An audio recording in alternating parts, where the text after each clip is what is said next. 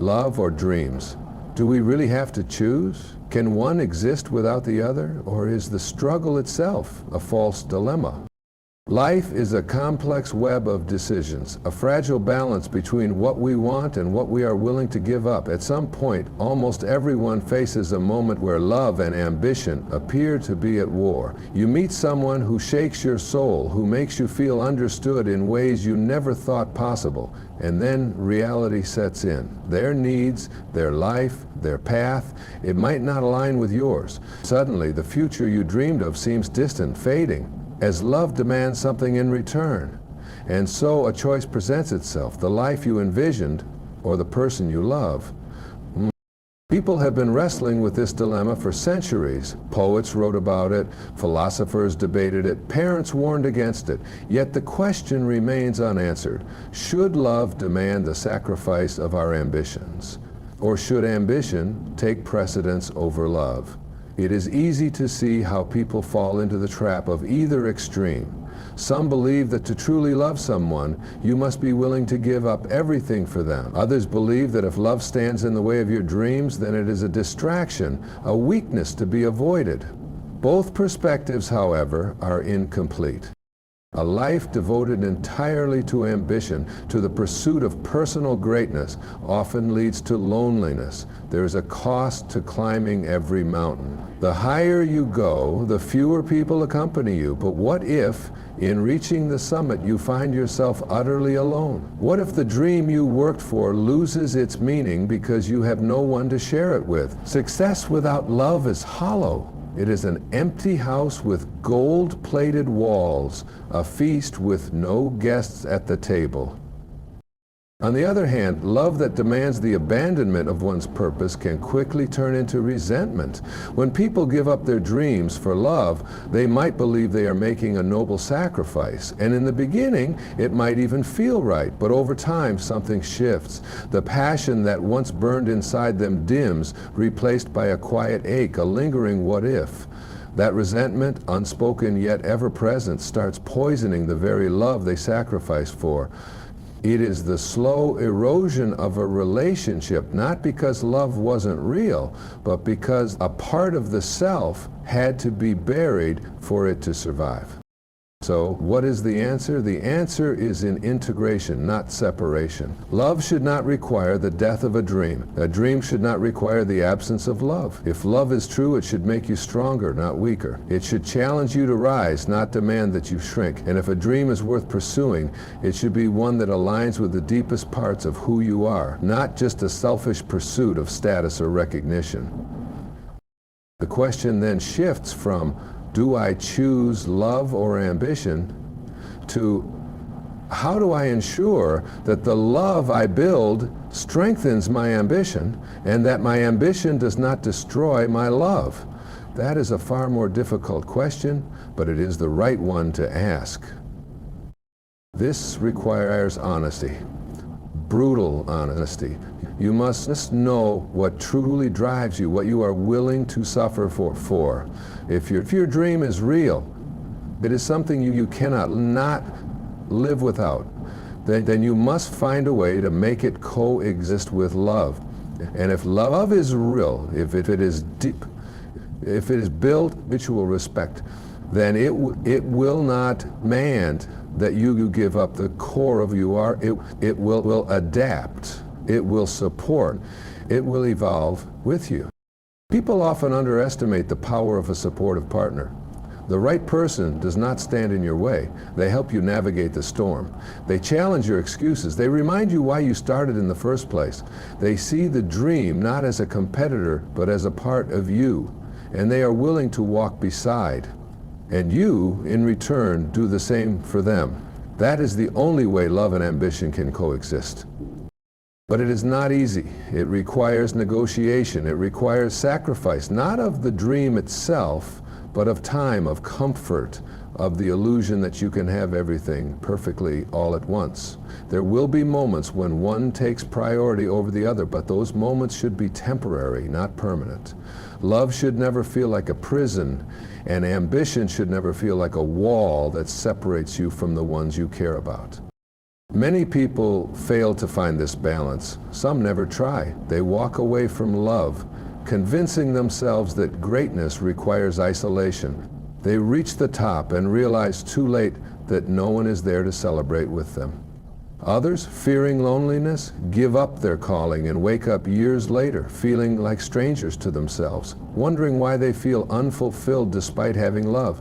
Both paths lead to regret. So what do? We fight for both. We do not accept the false choice. We refuse to believe that the best things in life must be enemies. We seek a love that fuels our ambition and an ambition that honors our love. We do the hard work of shaping a life where neither has to be sacrificed entirely. It is difficult, but anything worthwhile always is.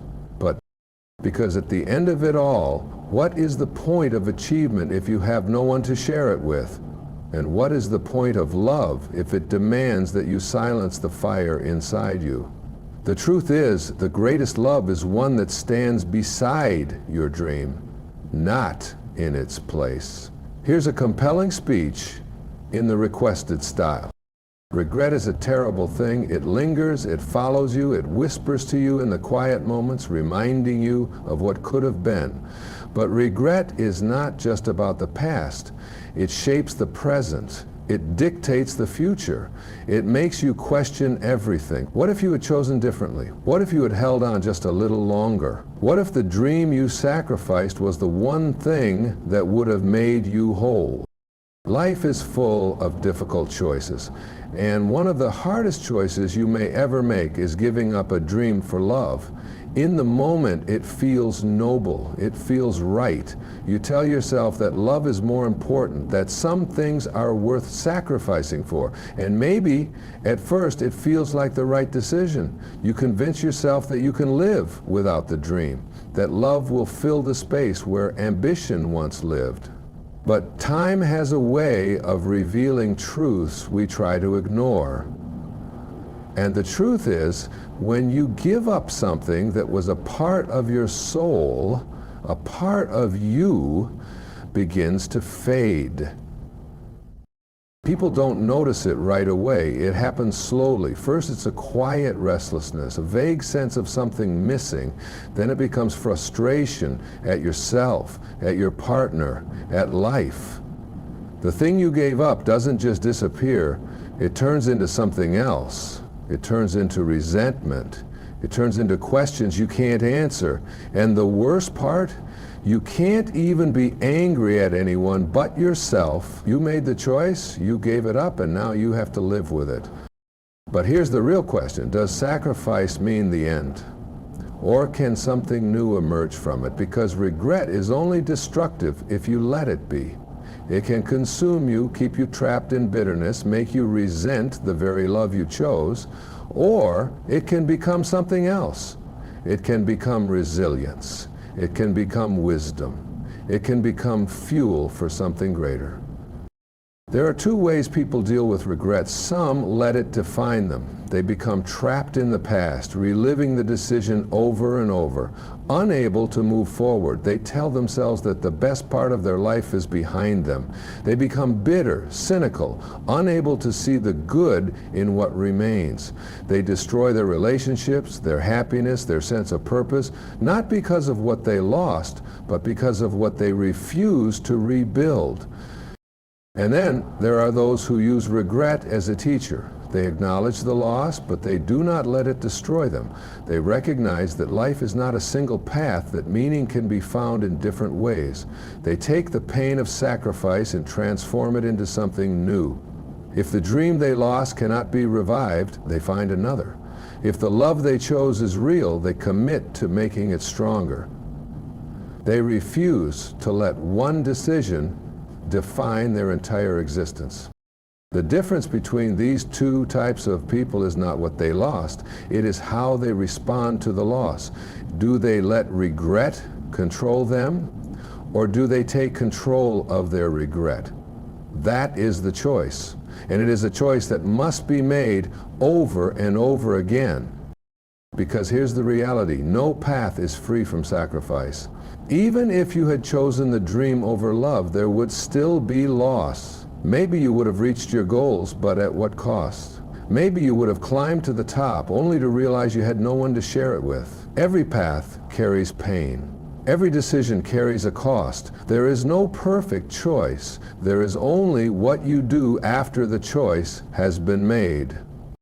So, what do? First, you accept reality. You cannot change the past. You cannot undo the sacrifice. Wishing things were different will not make them different. The only thing you have control over is what comes next. Second, you refuse to let regret destroy what you still have. If you chose love over ambition, then commit fully to that love. Do not let resentment creep in. Do not punish the person you chose. Do not live in a way that makes them feel like they are the reason for your unhappiness. If you truly chose love, then nurture it, make it something worth the sacrifice. Otherwise, you lose both. Third, you find a way to build again. Maybe the dream you lost cannot be recovered, but that does not mean you have no purpose left.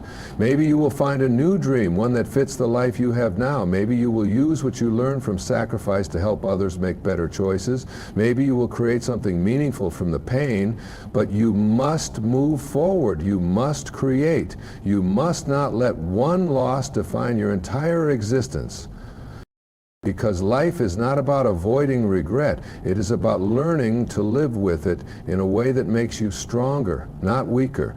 It is about taking what was lost and finding a way to build something new. It is about refusing to be a prisoner of the past. And most importantly, it is about recognizing that love and ambition are not enemies. If you gave up your dream for love, then make sure that love is worthy of what you sacrificed.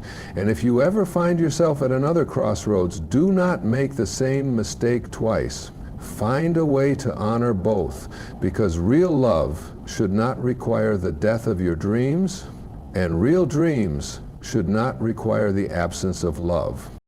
The only true failure is refusing to grow from what you have lost. The only true regret is not learning from the pain. And the only true tragedy is allowing the past to destroy the future.